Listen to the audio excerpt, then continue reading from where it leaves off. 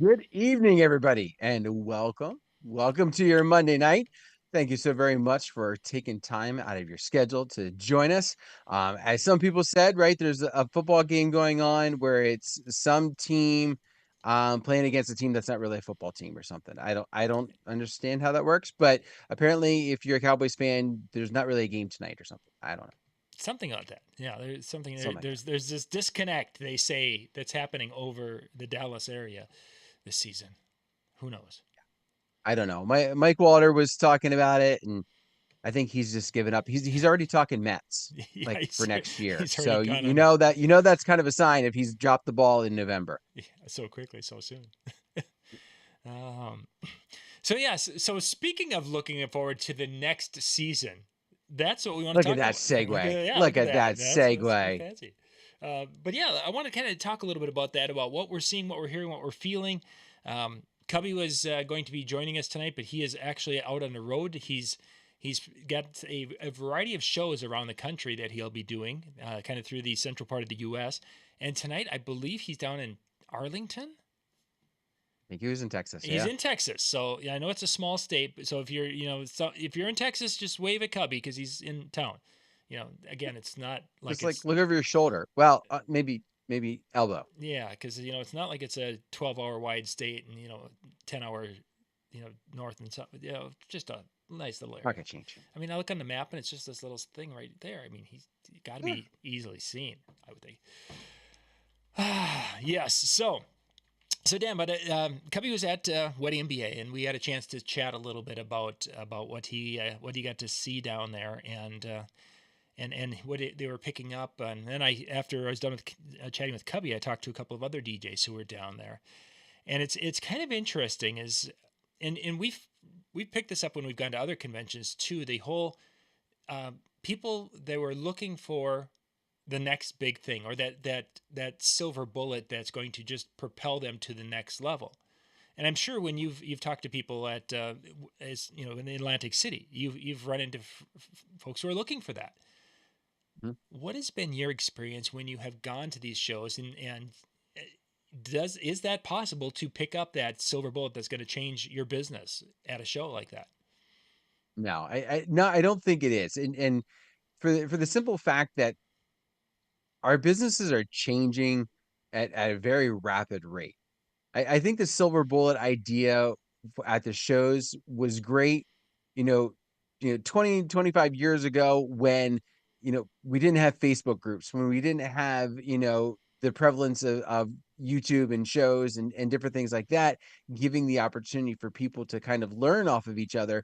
That was where you learned. That's where you could find maybe that diamond in the rough, something somebody was doing in California that you never would have thought of doing on the East Coast or vice versa. Now that we're having, such a prevalence of different things, I don't think there is such a thing as a single silver bullet. I don't think you're going to get a single idea at one of these shows that would suddenly separate you where you hadn't thought of before. That's not to say there's no worth there.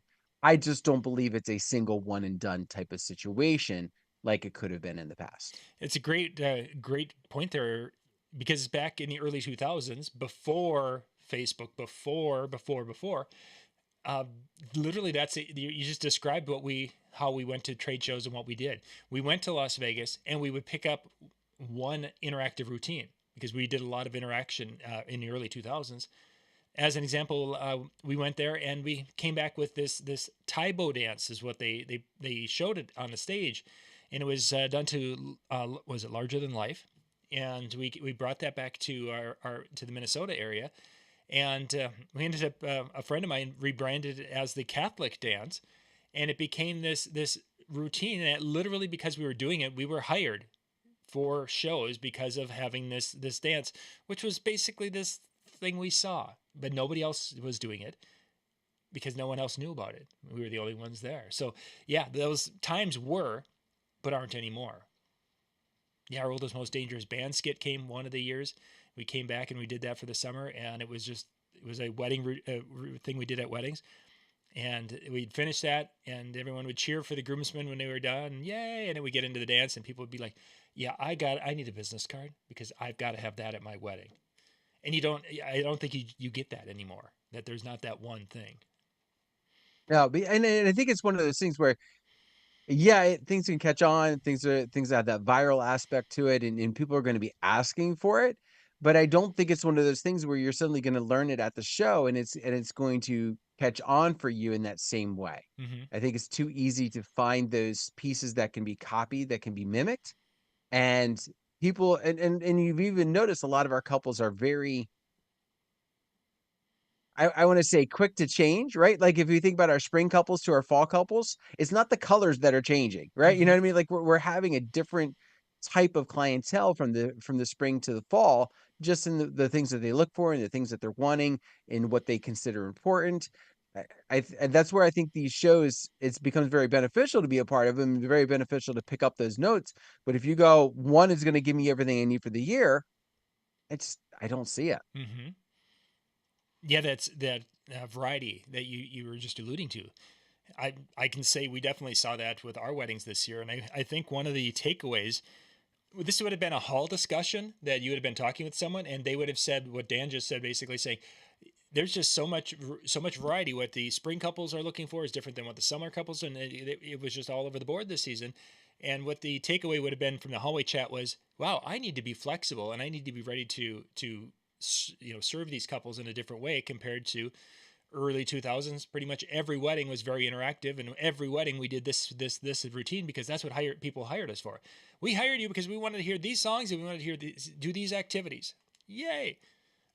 And it's just not that way, which would have been that hallway discussion at a show.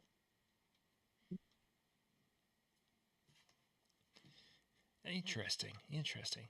So so I then it brings me back to, what you can get components, but the days of when we would go down and we would it cost $1,000 a person at the time for us to travel and be there at the show, and we could basically say that, okay, so we had $2,000 for Lori and I to go down, and then because of the experience we were able to book more shows. Can you, in this day and age, can you go to a trade show and say, okay, I've got $2,500 invested in this trade show? Can you look at it and say that this will help me generate more in 2025 to help cover the costs of doing these types of trips? Or is it just that these trips have gotten to the point now where they're great and they'll make you better, but it's not going to be something that you can see in the bottom line in 2025? It might be a 2026 or beyond as you continue to raise your rates and your services. I think it's something that you're going to be able to you can take and run with for your bottom line. I don't want to say that it's not in that aspect. However, what's going to be different is when you go to these shows, it's not like I can spend 4 days, take one thing that I saw, bring it home, and say that's the entire trip. Right there Mm-hmm. was the entire trip. I think there are golden nuggets that make the entire trip worth it, but I don't think there's going to be a routine or there's going to be a interactive piece or even a maybe even a singular marketing piece that is going to make a sudden impact like that. But rather, it's going to be a couple of the things that you pick up, maybe a Mm-hmm. little bit from this seminar, a little bit from that seminar, a little bit from the hallway talk, and kind of putting those pieces together to be able to see it in that next year. But I also think you what you said is spot on, right? With the idea of into 2026 and the idea of raising rates, we've talked about this before. These shows give you, and not just these shows, workshops, different interaction pieces, the investing in yourself and in your education gives you that confidence to go forward to also raise your rates. So there is the piece where you get a couple of pieces of information to be able to see in your bottom line, but it also turns around and gives you that confidence that when you're coming off of these shows to be able to go into your next meetings and go, I know this. I know I can do this. I know I'm worth this because I just spent this amount of time trying to better myself and therefore I can charge more. So you can also see it from that standpoint. So kind of almost a 1-2 punch from that standpoint. Mm-hmm. Yeah, for sure. I think that is really that playing the long game compared to how at one time you could almost go there and say, oh, I'm adding this chocolate fountain because I know I've got 6 shows that I could sell it to immediately, and I could, get my money back on my chocolate fountain. Which, if you don't know what I'm talking about, these are the things where the bubbly chocolate, it comes down and people could dunk strawberries in it, and DJs bought these things. DJs rented them out, and for like 7 minutes, they were huge, and people were making money off them. And then at minute 8, everybody bought them, and at minute 9, they were basically garage sale items. Maybe minute 10, but yeah, they went pretty quickly. But that's was the thing.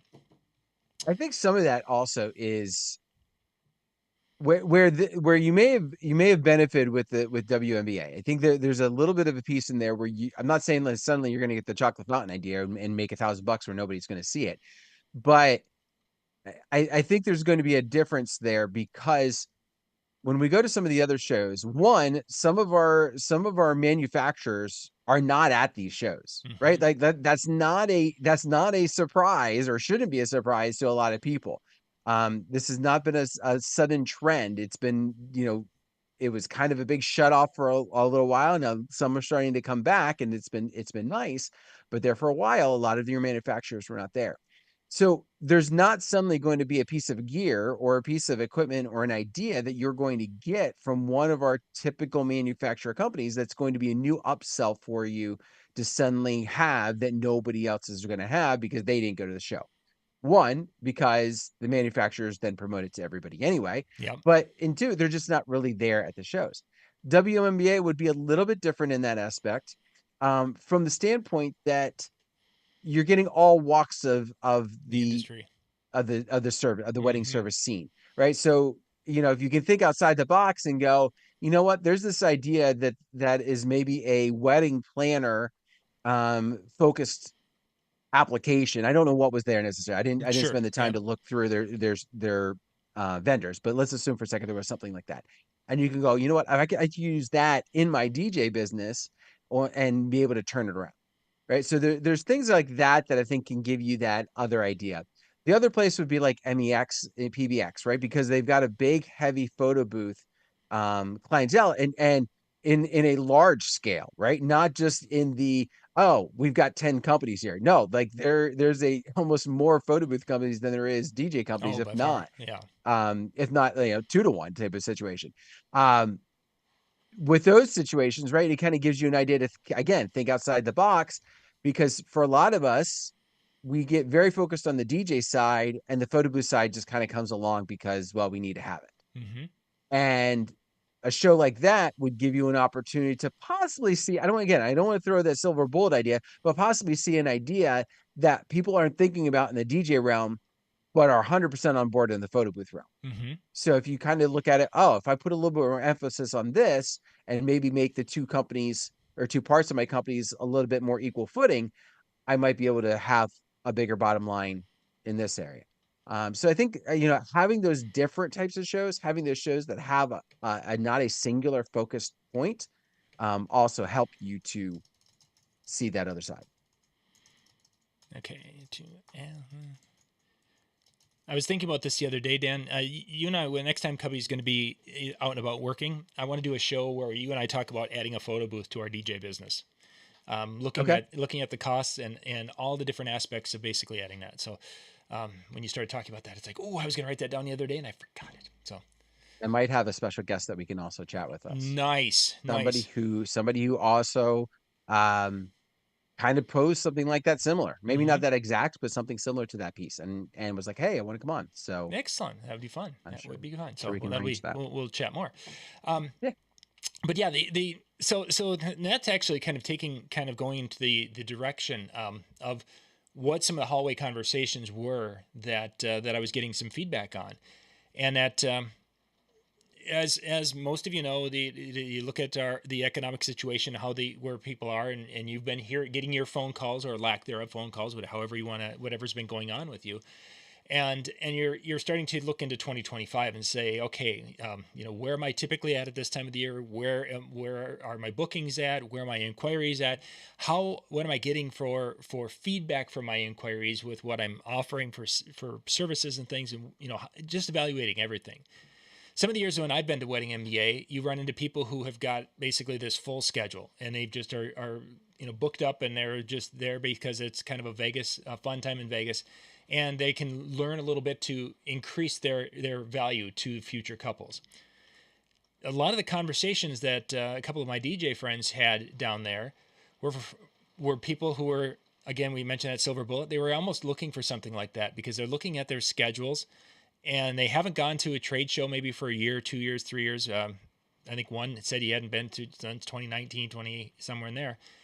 And they're basically feeling like the industry's, they're not booking as many shows. They're not doing as well financially right now with their business. And they feel like the industry must be advancing in directions they have no idea of which way they're advancing. So let's go to Wedding MBA to maybe learn and see what we're missing, what we aren't doing right, or what how the industry has evolved, and I must not be evolving with it because I'm not booking the shows like I used to. And that was kind of that not booking the shows that they used to was kind of a common thread that was being heard quite a bit in the hallways at Wedding MBA. Even looking at it was my situation with our business. October is usually the time of year when I book up most of my main summer dates. And this year for October, we had 2 inquiries, and that was it. It was just a really, really quiet October. And I kind of thought, well, that was odd, but knowing it's an election year, that always affects what we do incredibly much so when it comes to booking and things.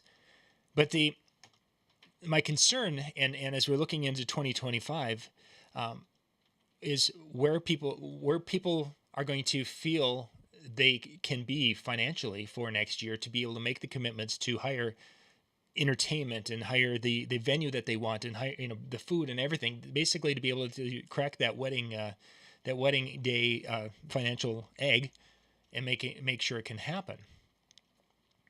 And I haven't when I've had I had 2 conversations. One of them would have been last Friday, and then like Tuesday of last week, with people who are looking to get married. They haven't inquired because I get to talk to a lot of people at the post office. They're looking to get married next year, and so I'm asking them questions, not as a DJ really, but just more of an industry question. And it's like, how are you guys? How your finances for the day and your budget? I mean, how are you guys putting that together right now? And in both cases, they're like, as we sit right now, we've got a little bit of money saved up, but it's like, we just don't know if we're going to, we both have a job right now, but there's rumors that one of us might be getting laid off. Neither of those 2 couples were very confident in being able to commit to spending several $1,000s for their wedding for next year. And that really got me to wondering, are we going to be going into 2025? Is it going to be a light year because of people being concerned about their financial statement, their finances as they go into the year? What have you been seeing things in your area or having some conversations with that, anything like that? Not necessarily. I haven't really run into that. I've had a couple that I have one in January, and this is a very last minute. Like I mean, I think they signed the contract last week, right? Like Mm-hmm. and 2 months out is that's last minute. Um, and for their situation, it was like we're either doing it. The groom is a baseball player, so they were either going to do it in the off season this year or the off season next year. Okay. And one thing led to another, and they decided to do it this year, but they also recognized that they weren't going to have the budget. What I think a lot of people are kind of in that situation right now is because costs of living expenses have gone up, right? And without getting into all the economics, right? Like the investments that they might be there, but that's not money you can just easily tap into. Mm-hmm. And so the money that's available in their pocket is not was not climbing necessarily. It was either staying stagnant or probably going down in a lot of cases for them. So they're not thinking they potentially had the money that they would otherwise, Mm-hmm. or not as much money got put aside for that. I can see a couple things that are going to happen as a result of that. One, a longer engagement, right? Not because they don't want a big wedding, but because in order to be able to do it, they need to have certain things put together, Mm-hmm. and they Mm-hmm. need to have certain amount of money, taken care of. So I can see some of that as the year goes. I think one of the things that is going to help most of us um, potentially overcome that, or to make it maybe easier for us to sell, would be to look at ways to make your expenses look like a payment plan, right? For a lot of us, you do one payment in the very beginning, and you do a final payment when you're up close to the end. Mm-hmm. Um, and I think what ends up happening is they're like, okay, your deposit, I can pay that.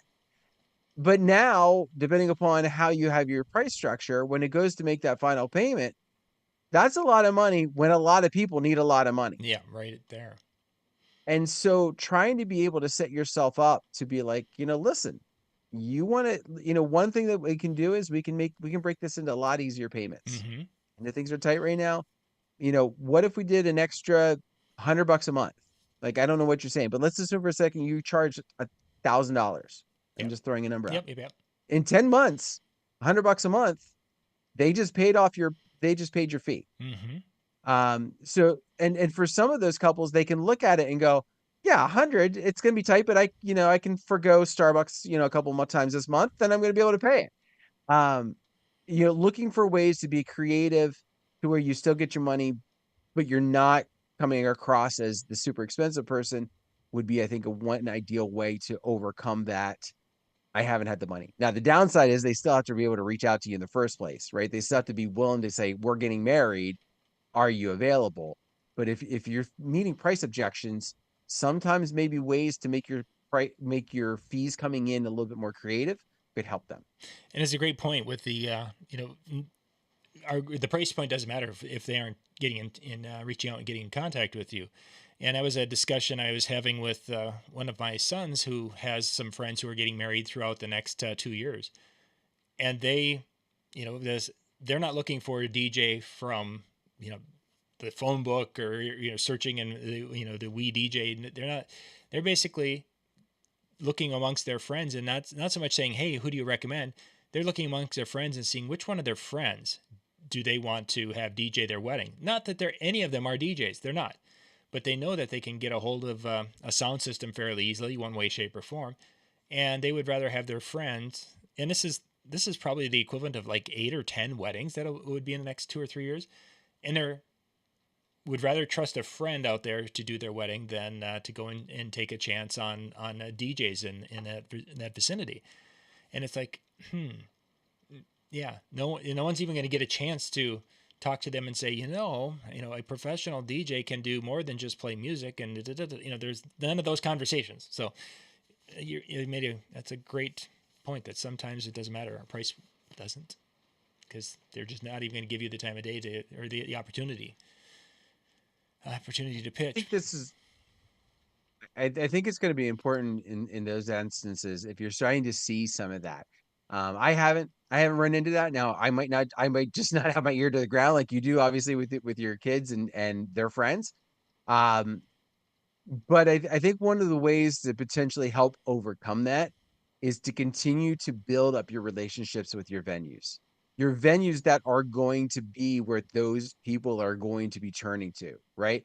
Like, no offense, if they were truly worried about the finances, they'd be doing a JP and moving on, Mm-hmm. right? If they were truly worried about, certain things, they'd be going to the local VFW compared to the immaculate barn that's up the road. Yeah. So the money's there, they just don't recognize where it is. So what I would do is I would work with the venues that fit with the type of clientele you're looking for, and continue to build those relationships, because what's going to end up happening is, they're going to get the word of who the person is, who the DJ is that they're bringing in, and or they're going to, be like, listen, these are the people we really recommend. These are the people that are going to give you the product you're going to want. And it helps your selling become so much better if it's a warm lead from somewhere, Mm-hmm. For sure. right? And using those connections with those venues to help you. I think are going to be is going to be helpful in this situation. So, like I said, if you're starting to see that type of thing happening, that would be one of the things I would potentially turn to. Mm-hmm. Oh, definitely that would be part of it. The negative thing, and Lori actually pointed this out as she was going through, and she's like, "How many new barns are there in our area?" There we were in a dairy part of Minnesota, so that means that every dairy barn that was a big, beautiful barn at one time is now a potential wedding venue. And I think that she found two that I hadn't even realized existed within 20 miles of us, which puts probably us up to 8 or 10 within 20 miles of our place here. I've only worked two of them, but there's many of them here. That's just these are the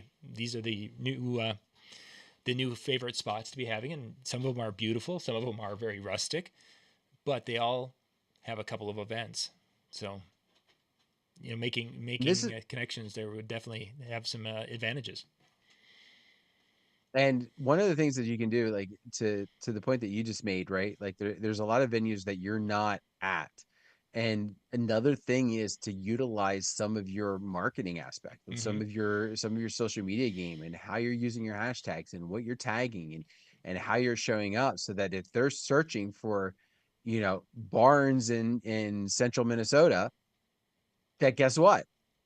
Barn DJ is going to happen to show up in their search, right? Barn wedding DJ is going to show up in their search. So how you're using some of those hashtags and how you're setting yourself up can also give an opportunity for you to break into some of those places that you may not have known, Mm-hmm. and that can be like, well, we weren't thinking about something, but hey, look at this.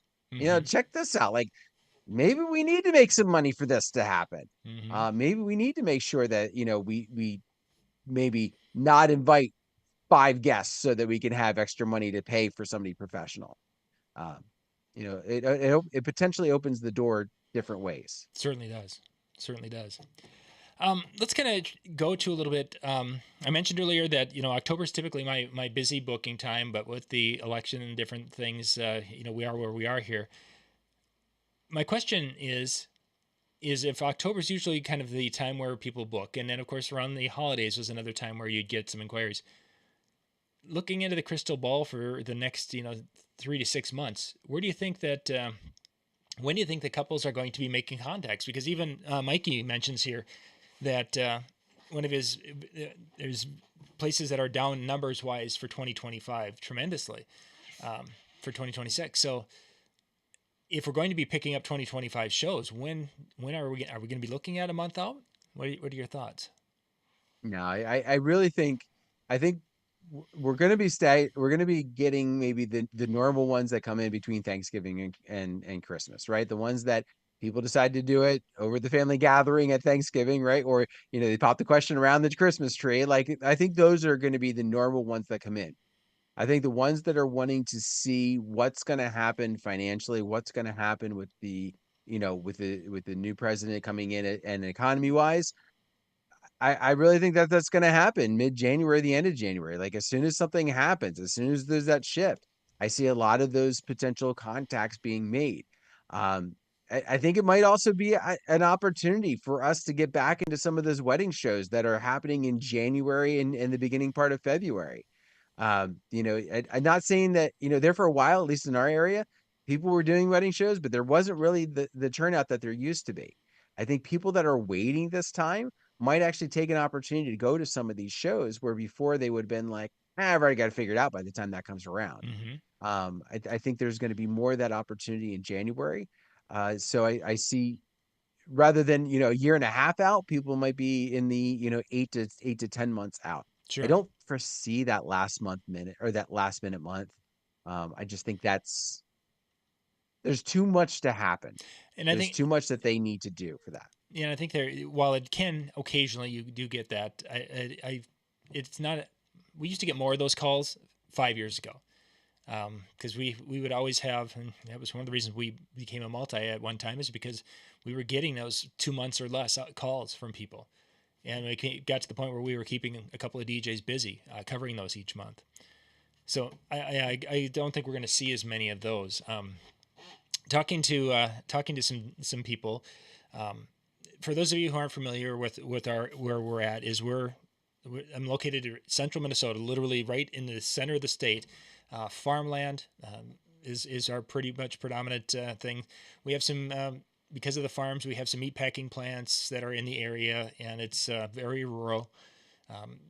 The town that I live just outside of is 350 people. The town that my post office is in is about 285 people.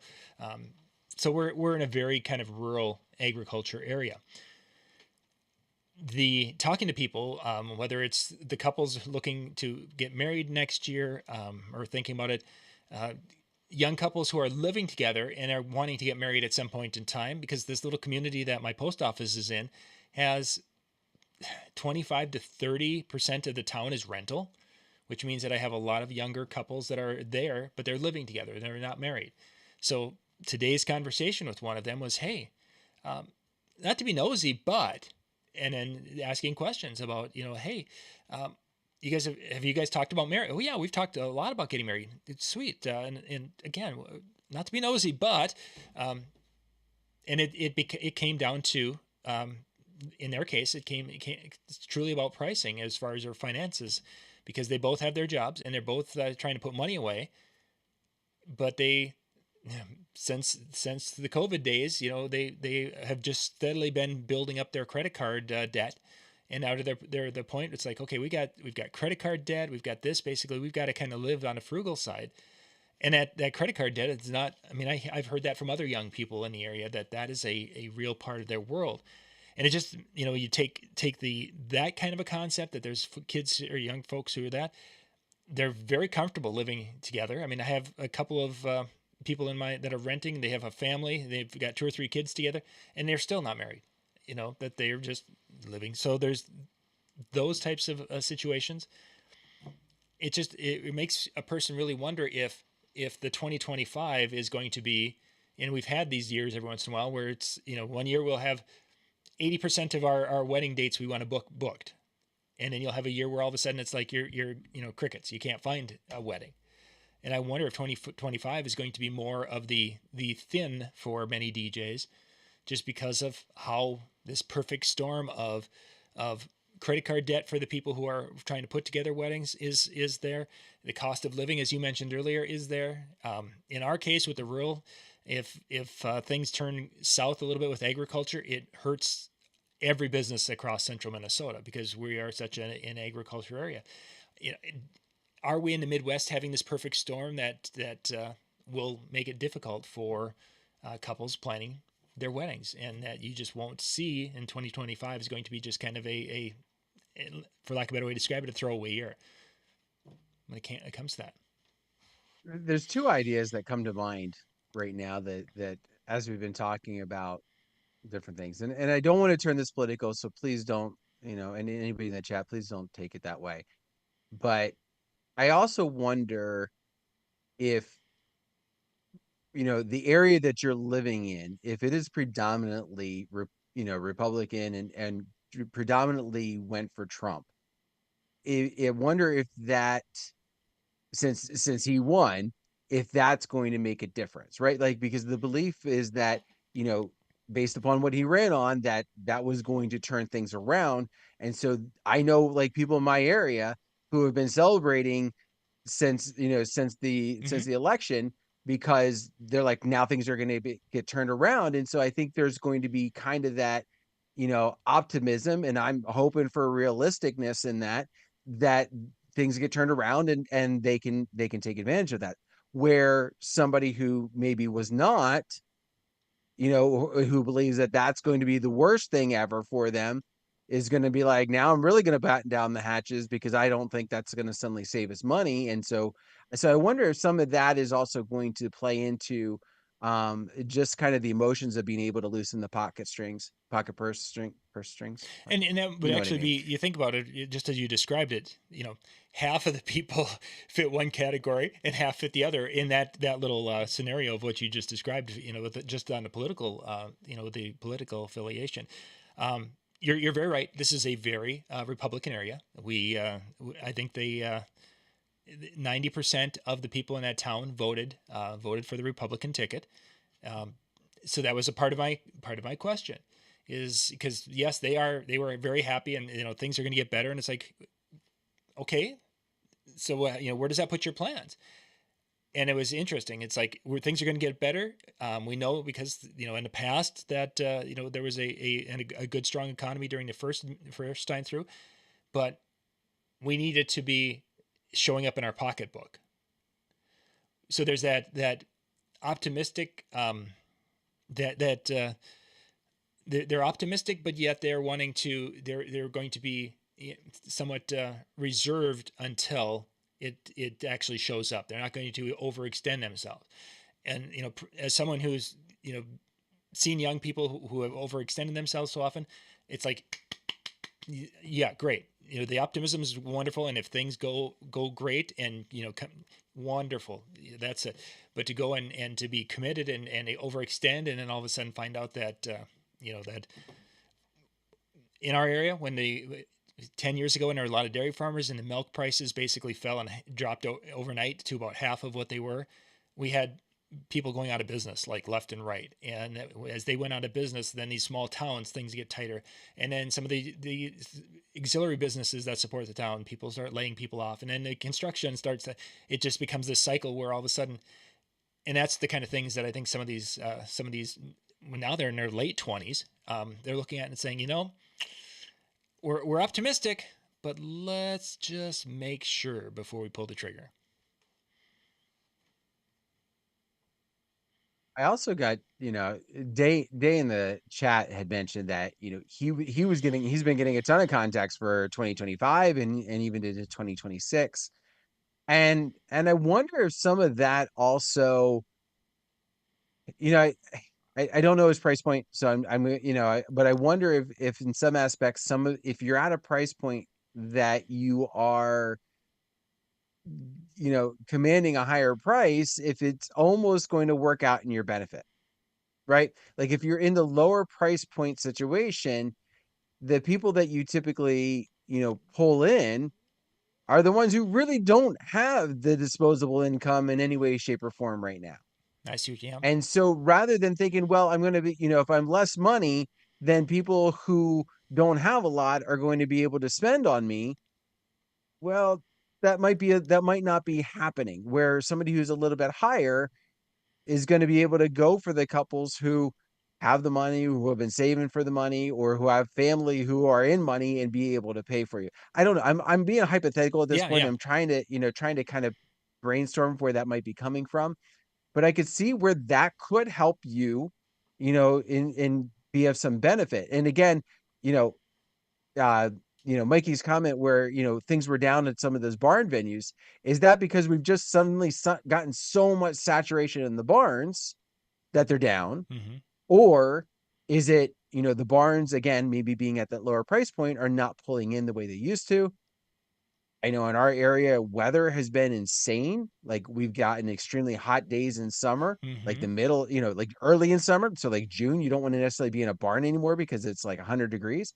So are some people going back to some of those venues? Again, these are things that we can speculate right now as we look into 2025. And by May, we may be going, you know what? We need to break 2025 down into three parts. We need to talk about spring. We need to talk about summer. We need to talk about fall, because Mm-hmm. that's the way our couples are being so varied. Very much so. Yeah. And especially as with the types of venues that are becoming more prominent, it's one barn they basically shut down for the month of July because of the heat. That they were doing, in essence, we'll call it spring and early summer, and then fall and late summer it was their season. And you could tell, because we had inquiries. We only worked there a couple of times, but we had multiple inquiries from couples that were there during those times, but they weren't there all the time because of the heat and such of that. A barn with AC. If they've done it properly, that's fabulous. See, the big thing is, I guess, what I was kind of wanting to, with tonight's discussion, is that some like Cubbie, when he's got a great schedule for 2025. He's done doing very, very well. He's in a little bit different. Yes, he's in the Midwest, but he's in a more of a metro market, and it's not like huge city, but I mean, it's a pretty good sized city, and he works a pretty good area there. I think that people in a situation like that, he's going to be able to book and book well, and he's going on referrals, and it works really wonderful. He's built a very good company, and I'm very proud of the way he's been able to do that. And then you're going to have situations like in our world where you're going to be more at the disposable income thoughts of your couples and of the families, and even one of the more affluent families in the community, they've got a son that was going to be getting married, and he was initially thinking 2024. Then he decided not to do 2024 because another cousin was getting married. So then he looked at 2025, and then he just immediately jumped to 2026. And I kind of was wondering about that, and the mom basically, she's like, we just felt 2026 was going to be a better year for us to have a bigger wedding. Okay, I didn't ask into detail, but I'm just, kind of reading between the lines. Even though they are, financially they've got the wherewithal to be able to cut a check for any amount of any size wedding in central Minnesota. I'm wondering if they're just we're going to go beyond, because not only is it their money, but then guests. There's might be some guests who, if they're financially tight, they're going to be like, that $200 is going to cost us to go to the wedding, or $300 or $500, whatever it is, depending upon what they need for clothes and such. There might be guests who don't go. And again, in a rural area, when many people are kind of, living like, how it's all interconnected so much for us, those things really play a big part of it. One thing that I think one trend I think that we've had this year, and I think will definitely continue into next year, is going to be the size of weddings. Mm-hmm. We've really seen, you know, pre-COVID, 2018, 2019, we were getting 175, 150 to 175, I think was where a lot of our weddings were averaging out. And now, I would say they're averaging more 100 to 125, like not even the 125 to 150. I think we've jumped down even just to 1 to 125. Um, I think that's where you're seeing a lot of your couples kind of opting to for those that are still moving forward, right? We don't have to invite, the cousin twice removed. We can, invite who we necessarily want to, and that's going to help potentially save us money. So I think we're going to continue to see the trend of the smaller weddings over the larger ones. So just kind of keep that in mind, because we've heard about the clients who reach out and go, well, I'm only having this many people, Mm-hmm. and we know full well that that makes no impact really on us, Yeah. unless they're giving us a really large wedding, where we have to have like multiple sound systems for reinforcement. A smaller group is actually probably only harder, just because of less people to try and get up and move.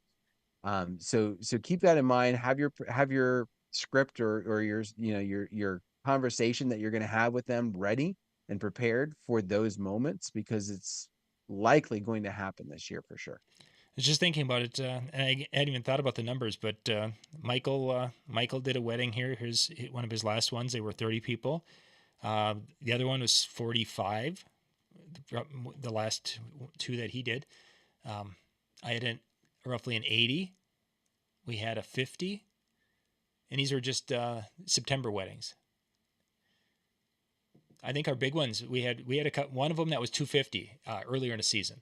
Otherwise, yeah, I think everything this fall was under 100, or maybe we might have hit 100 with one of them. But it's, yeah, very very much so with the smaller side. And kind of detouring a little bit, one of the areas that Michael mentioned with that is, he goes, this new generation coming up, they grew up playing video games. They weren't socializing. They weren't involved in the schools as much. They weren't socializing and in the clubs and things. They don't have a crew of 20 friends. If they went to college, some of them were still playing games, and they had a group of like 5 friends. So you're not having these big weddings. And the one large wedding we did have were athletes, college athletes. So they were always involved with sports at every level. And there was club teams, and there was the college and the high school teams, and they were on so many different teams, and they had invited athletes from all of those teams to their wedding. So that made it a really big wedding, and a lot of really good dancers. But yeah, when Michael was mentioning that, it's like, that's going to make sense, because the next group of kids coming up may not have as big of a circle of friends. And it might be just naturally 50, 60, 70 people. Interesting on that one. Interesting. But yeah, I think you mentioned kind of that January, February timeframe, and that will be, I think, an interesting time. If I were to kind of guess, I would say in December we may get a couple of phone calls, but I think December is going to be. I'm feeling it's going to be down from what it typically would be. There might be a couple, but it's not going to be. There were years where we were, 3 or 4 years ago before COVID, that the December of 19. I think we had like 15 or 20 calls over that 10 days around Christmas, looking at dates and things. It hasn't been like that since then. And I don't foresee this year, but if, as you say, if people, come getting into February, and if there are signs that their checkbook is going to be looking healthy, we may have couples who are like, let's make some phone calls. Oh my gosh, my venue's open. Oh my gosh, my pastor's available. Oh my gosh, can we do it? Yeah, well, we're feeling good about our economic future. We can put some of this on a credit card and we can run with it and do our wedding. I think that's going to be a big, and if we get into February and people are like, we're optimistic, but I don't know, is my job going to be there? Is this, that? Can I pay off a wedding? If those questions are there, I think it could be a slow 2025. So time will tell. Right. So Kylie mentions a lower budget, and I don't know if it's a truly a numbers thing. Yes, there's going to be some couples that they are going to spend $600. That's all they have to spend. They've, DJs are $600. I just don't know if it's truly the budget thing or if it's just a numbers game, that there just aren't as many people who are looking right now. I would almost lean more towards there's just not as many people who are out there looking, or the people who are looking have already they're looking for that friend from college to do their thing. That it's not so much a budget thing. I think there's a budget thing for the overall portion of the wedding. Yeah.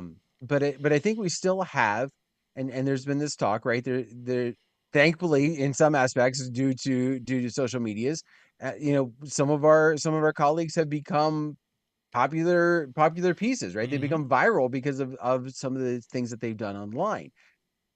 As a result, people want that experience at their wedding. They're going to pay for it. So their overall budget for what they're going to spend on the entire wedding might be less, but I still think that they're going to place importance on the things that they want and why they want them. Mm-hmm. And so if it's like, well, I want to have that type of experience at my wedding, then they're going to pay for the DJ. Um, one of my smallest wedding that I've done in I don't know how long happened just this past um happened just this past October, and I was at the venue and it was great. There was like 30 people. When I gave them my quote, they didn't even balk a little bit about it. Mm-hmm. He's like, "Oh, that's a good price." I was expecting to run sound and everything else for the ceremony. I got there, they only wanted music. They didn't want any microphones. And they were insistent they didn't want any microphones. So, the right couples understand what the worth can be, and that's the case. They were their overall budget was extremely small because Mm-hmm. they really didn't have that much. My wedding this past weekend, they did the food themselves. Sure. Or let me phrase that. I'm sure they paid somebody to cook it, but they were setting it out. Mm-hmm. The bride's father was putting the food in the warming trays, right? Like they didn't have a staff to be able to do that. The bartenders were friends. The couples are going to look for the things that they want, and if they have that friend in college that could do the music and get that equipment, you're right, they probably will turn to them.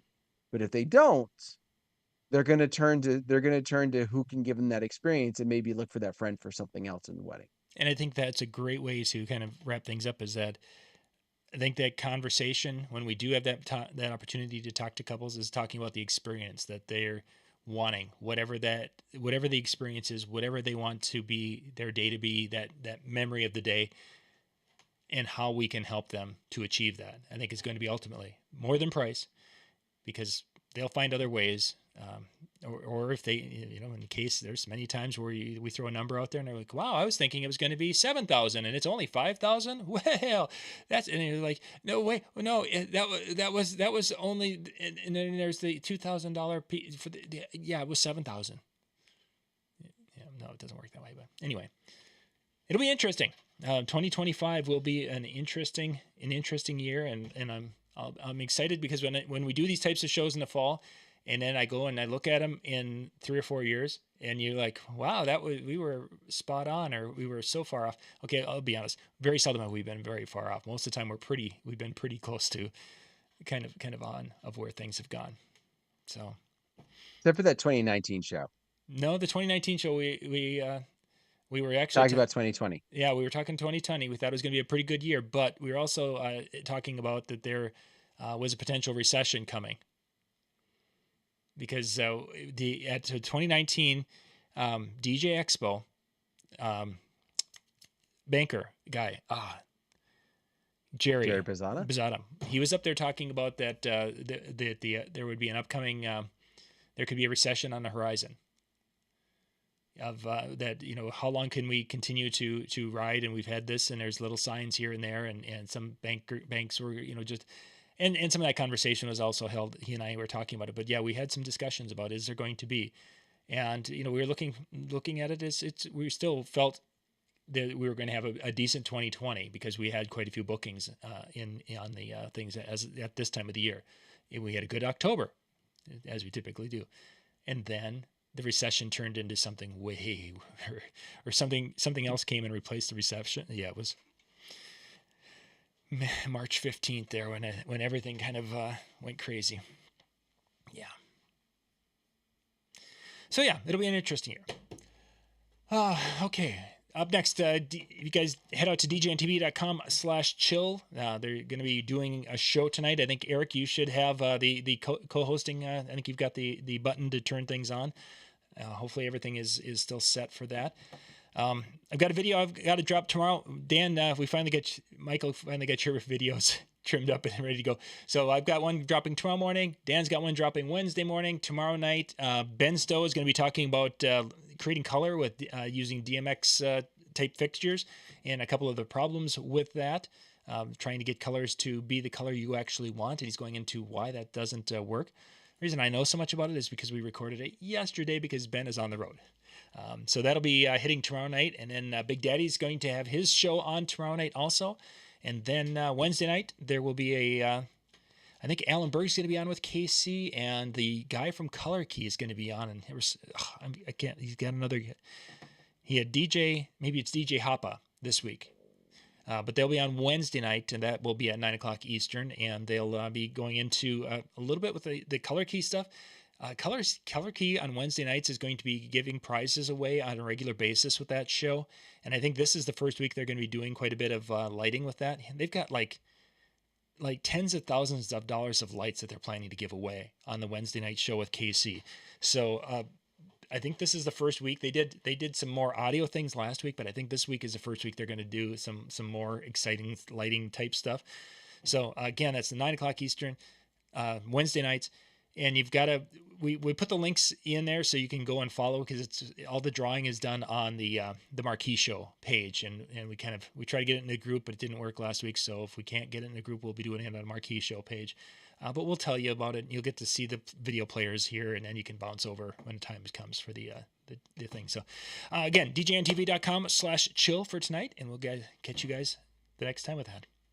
Take it away, Dan. Awesome. Well, thank you very much for joining us tonight. Hopefully what you learned was that 2025 is going to be something. And so hopefully you have some good insights on that. We appreciate you. Thank you very much for taking your time, whether it's live or whether it's recorded. We appreciate it. And we will see you all next time. Bye, everybody.